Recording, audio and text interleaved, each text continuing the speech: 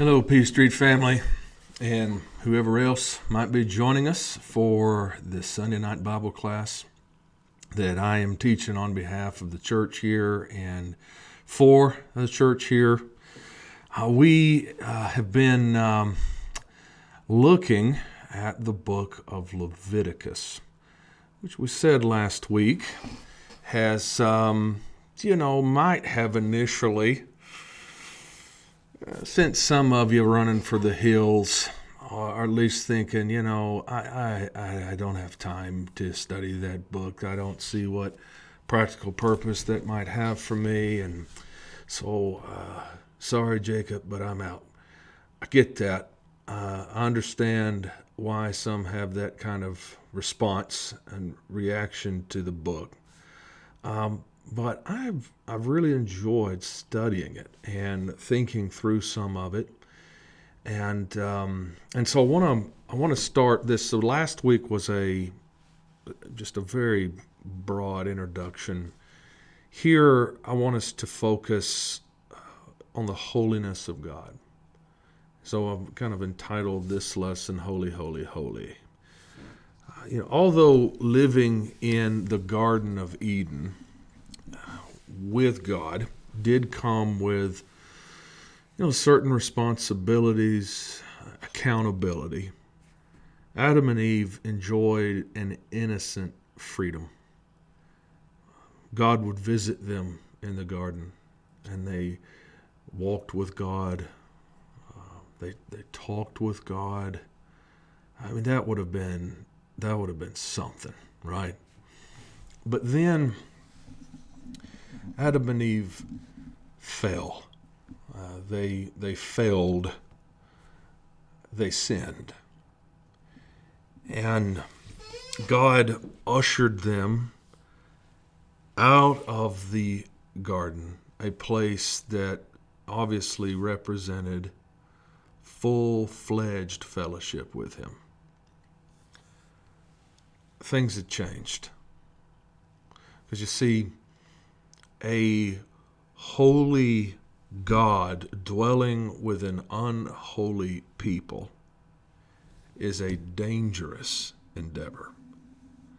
In fact, it's not until the very end of Exodus that the Lord comes again to publicly dwell with His people, with human beings like you and me. And it's in Leviticus that God graciously tells His people how they can live in proximity to Him without being destroyed. Because after all, He is holy, and they are not per se. Now, as we noted last week, the leading idea in Leviticus, which we kind of started with here, is the holiness of God. It's captured in this passage, though it's a thought that comes prior to Leviticus 19 and is repeated after Leviticus 19. The idea is, you shall be holy, God says, for the Lord your God is holy. This is the baseline to the book of Leviticus. It undergirds the entire collection of teachings that are embedded in the book's narrative. And I say narrative because this is, even though it is a lot of law and case law and regulations and instructions, repeatedly God, as we said last week, He is talking to Moses. It's still a part of the Torah story. It's still a part of that narrative of Moses' life. But it's just a lot of monologue from God.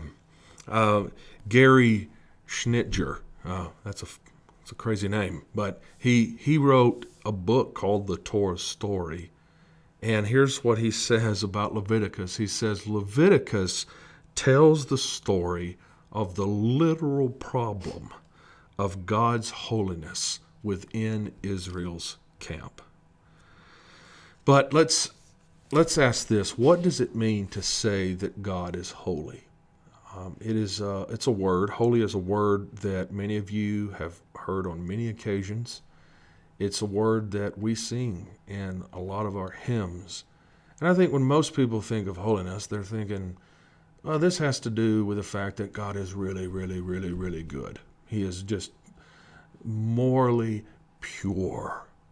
He is he can't do anything that's evil, reflect anything that's evil, and all of that certainly is true of God. But there is a little more to consider. Those of us who are Christians, we believe that God created the whole universe.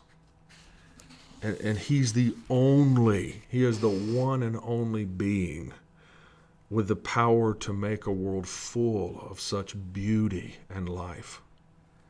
And all of God's abilities, all of them make him utterly unique. He is set apart, even in a way that we can't be, though we can approximate that holiness. He is otherly.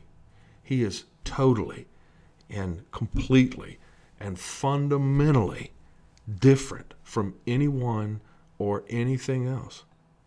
He is irreplaceable. That's an interesting way to put this. So many times we have the prophets, who is a God like you? The psalmist will cry that out. The answer is there is no God. There is no God, other gods to speak of besides him. But he is irreplaceable. He is one of a kind. No other is like him. And that is another aspect, a big aspect to what we mean when we say that God is holy. Maybe in the way of a helpful, though imperfect analogy, we might think of the sun. The sun is unique, at least in our solar system. There's nothing like the sun in our solar system. It's really, really, really powerful. I mean, the fact that it is 93 million miles away from Earth and it can still burn my skin. Unbelievable. And it's also vital to life on our planet. You could say that the sun is holy. And you can take this analogy even further and say that everything around the sun is holy. And the closer you get to the sun, the more intense it gets. The sun, which is unique and powerful and life-giving, is also dangerous. If you get too close to the sun, obviously unprepared, and I don't know if we could create anything to make getting close to the sun safe, but for the analogy's sake, if you get too close to the sun, it will annihilate you. Similarly, there is this paradox that exists at the center of God's holiness. If you're impure, his presence is dangerous to you. Not because he's bad and evil, but because he is so good and so pure, so otherworldly. Now, we first see this paradox in Exodus chapter 3. Remember, Moses encounters the burning bush that will not burn up. And as Moses approaches, no doubt out of curiosity, God tells Moses, do not come near. We might say it this way, don't come any closer. And God tells him, take your sandals off. Take the sandals off your feet, for the place on which you're standing is holy ground. And Moses covers his face. Why? Because he was afraid to look at this manifestation of God. There's an intensity to God's holiness. And the thing is, God's aware of that. In his interactions with human beings, he's aware of that. So he makes provisions, and he gives instructions, and he says, hey, Moses, don't come any near. Don't come any closer. Don't come near this. He knows. He knows who he is. And so he provides instruction, warnings, so that he can maintain a safe distance between him and those that he loves and certainly wants to be with. The next encounter is in Exodus 19. This is a good picture because it shows you just how large a crowd we're dealing with. Okay, when it wasn't like Moses led out, 200 or 300 people out of Egypt. You got to put it up over 1 million, probably, certainly well up in the hundreds of thousands of people. And so here, God calls out to Moses there at the base of the mountain, and he gives him a message to relay to the people. And through Moses, God reminds the people of what he did for them in Egypt, how he rescued them. And he tells them what they will become. He says, you shall be to me a kingdom of priests and a holy nation. And in preparation for his visit to Mount Sinai, God wants the people to consecrate themselves and wash their garments. And here's what God says to the people via Moses. Take care not to go up into the mountain or to touch the edge of it. Whoever touches the mountain shall be put to death. No hand shall touch it, but he shall be stoned or shot. Whether beast or man, he shall not live. And after God shows up, he warns the people again not to push closer in order to catch some glimpse of him. Why? Because everyone who does will perish. Exodus 40. This takes us all the way to the very end of the book of Exodus. And after Moses and Aaron had made all the necessary preparations, God descends upon the tent of meeting. His very presence comes down into the tent of meeting. And the text says that Moses was not able to enter the tent of meeting because the clouds settled on it and the glory of the Lord filled the tabernacle.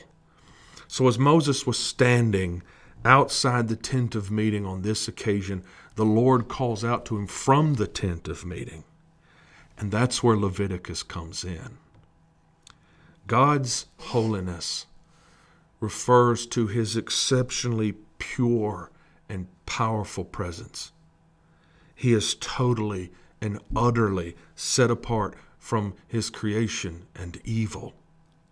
And when he arrives in the middle of Israel's camp to live with them, it is wonderful and it is humbling, but it is also hazardous. Leviticus provides us shares with us God's, we might say, solutions to the dilemma of a holy God dwelling with an unholy people. And to get us there, to highlight those three solutions, I am indebted to the Bible Project for this breakdown of Leviticus. Now, this is my own sort of visual presentation of the material. Theirs is far better. In fact, if you have not spent some time just looking through some of those videos on YouTube, it's a good thing. They're like 5, 7, 8 minutes, somewhere in there, and they break down books of the Bible, and they give you just really cool visuals to kind of carry you through it. And so here's sort of their way of organizing the material in Leviticus, and I really, really like it. It's not to say that it's perfect, and it's not to say there's not some overlap here and there, but it does a really good job of highlighting what I, as a preacher, teacher, would want to highlight relative to this juxtaposition of a holy God in the camp with unholy people that are not like him, but who he loves. So at the center of Leviticus is the Day of Atonement. And we will discuss that in more detail in a couple of weeks. At the end of the book that's chapters 26 and 27. And I don't know if I said verses 16 and 7, but that should be chapter 16 and 17 is the Day of Atonement. Chapters 26 and 27 is sort of the call to covenant faithfulness. That's where God outlines the blessings for keeping the covenant and the curses for breaking the covenant with him. And he's very clear and specific about that. But the bulk of Leviticus is about unpacking what is required of the Israelites in three important areas, and they represent the three solutions. So, ritual. Notice there in chapters 1 through 7, we have ritual sacrifices. Ritual involves a lot of sacrifices. A lot of animal blood is spilt. Leviticus begins with how to make these animal sacrifices, instructing both the priest and the laity, so to speak, alike. Some of these, like the grain offering, there's 5 sacrifices mentioned. Some of these, like the grain offering and the fellowship offering, are a way of saying, thank you to God. Others, like the burnt offering, the sin offering, and the guilt offering, are ways of essentially saying, I'm sorry, or I repent, and in turn receiving forgiveness. Just as a very succinct way of understanding this, the sacrificial system, or why it's going down. And again, we will talk about this in a little more detail in a couple of weeks, but along with the Day of Atonement. But it's about a animal standing in as a substitute, bearing the punishment for a man or a woman, their guilt, their sin, so that the man or the woman do not have to be punished. Now that's in a nutshell. There's more to consider, and we'll do that. But it's clear that in the book of Leviticus, one of God's sort of solutions to this holy, unholy dilemma is the ritual sacrifices. Now, at the end of the book, there are some more rituals regarding the observance of sacred days, sacred festivals, sacred times. And there are several listed there, some that are probably quite familiar to you. For instance, Passover. All of these festivals, these high days, some of them being pilgrimage festivals, some not. Pilgrimage meaning, hey, wherever you're at, you got to go to Jerusalem for the observance of this feast or this festival.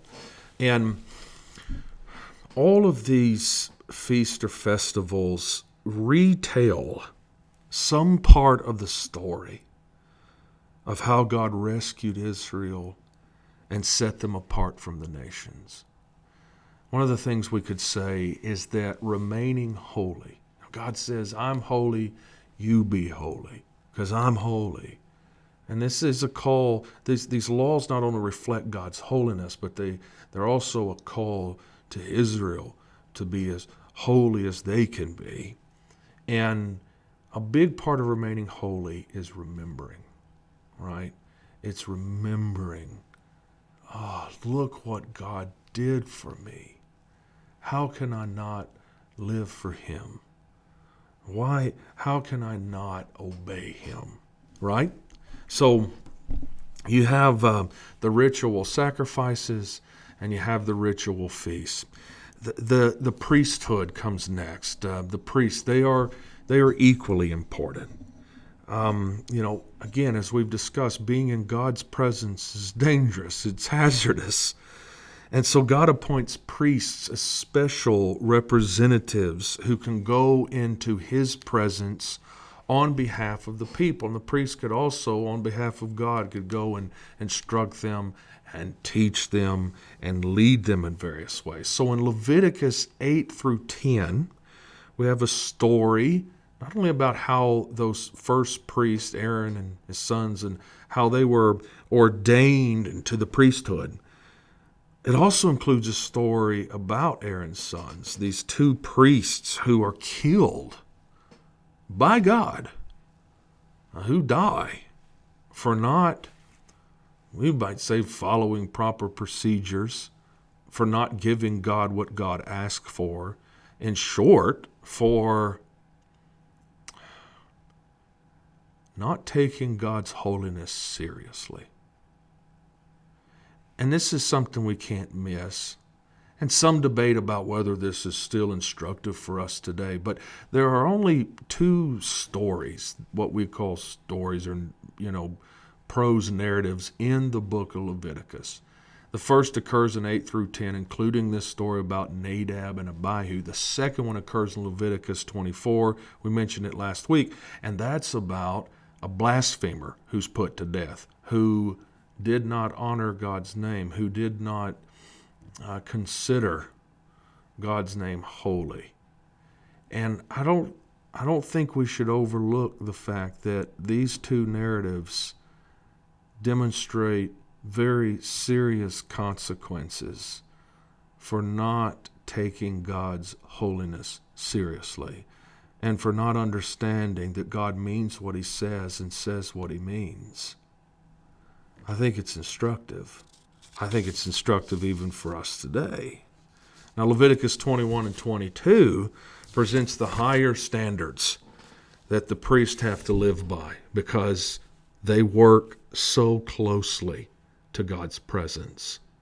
And so they are, in a way, held to a very high standard because of the nature of their responsibilities before a holy God.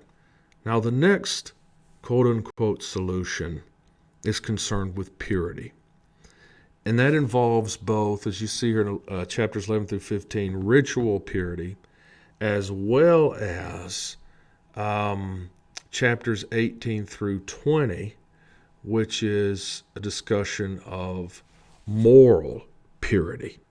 So the first section, which deals with ritual purity, is probably the strangest in the whole book. And incidentally, in our next lesson, next Sunday night, we're going to talk about some of these strange laws. Now, this section is concerned about, again, chapters 11 through 15, about whether a person is clean or pure, or we might say unclean or impure. When you're in a pure state, you can be near God's presence. When you're in an impure state, you can't. So it was really important for Israelites to know what state they were in at any given moment. And so Leviticus 11 is a discussion of consuming clean animals and not consuming unclean animals, and which, again, is something that we'll focus on next week because there's a lot of speculation about chapter 11 that's, I think, is interesting to look at. Other instructions are given in those 5 chapters about skin diseases and touching dead bodies and handling certain bodily discharges. Israelites would have associated a lot of these things with either life or death. God is the author of life. He is not the author of death. Sin brought death into the world. Nevertheless, it's important to note that it isn't sinful to be ritually impure in and of itself. It wasn't sinful. Ritual defilement was unavoidable for the Israelites. Regardless of intentions or efforts, everyone and anyone at any time was liable to ritual pollution. And perhaps you are near a dead body, an animal carcass.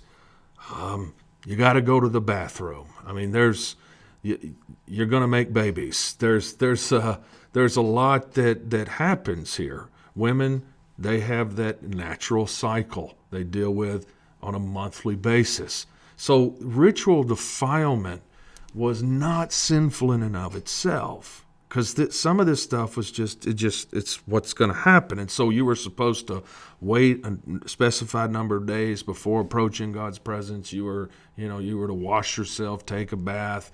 You were to offer whatever necessary sacrifices, and you could be sort of reinstated, as it were. What was wrong, okay, what was inappropriate, was entering God's presence in an impure state. And so, again, it's God's holiness and that stark difference that exists between Him and the people He's come to live with that brings about the book of Leviticus. And so God, the second section, by the way, Leviticus 18 and 20, it deals with Israel's moral behavior. Not so much ritual purity, but moral purity. So God regulates Israel's sexuality, their social behavior. Not a few of the laws appear to be there to separate Israel from her neighbors. That their neighbors practiced certain things. Their neighbors did certain things. And God would say, we're not going to do what they are doing. We are a different people. So God graciously and clearly reveals to His people what it'll take for Him, the Holy One, to live with them, unholy people. Every law, instruction, regulation, and ritual is prescribed to showcase the holiness of God. Man cannot just saunter into the presence of the holy God. They must prepare themselves, make the necessary sacrifices, and cleanse themselves both ritually and morally before they can approach Him. And while they were imperfect, God made provisions for their weaknesses, their impurities, and their sin, so that they could confidently and safely live near His presence. Now, it may be hard. I know it is. It's been hard for a lot of people to see what we might call the big picture of the book of Leviticus. It's hard to see it through the blood and the guts and the seemingly endless minutia, right, of the book of Leviticus. But here's the thing. God wants to be near His people.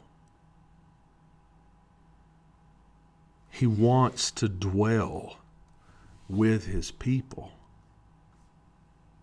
He wants to be in close proximity to them.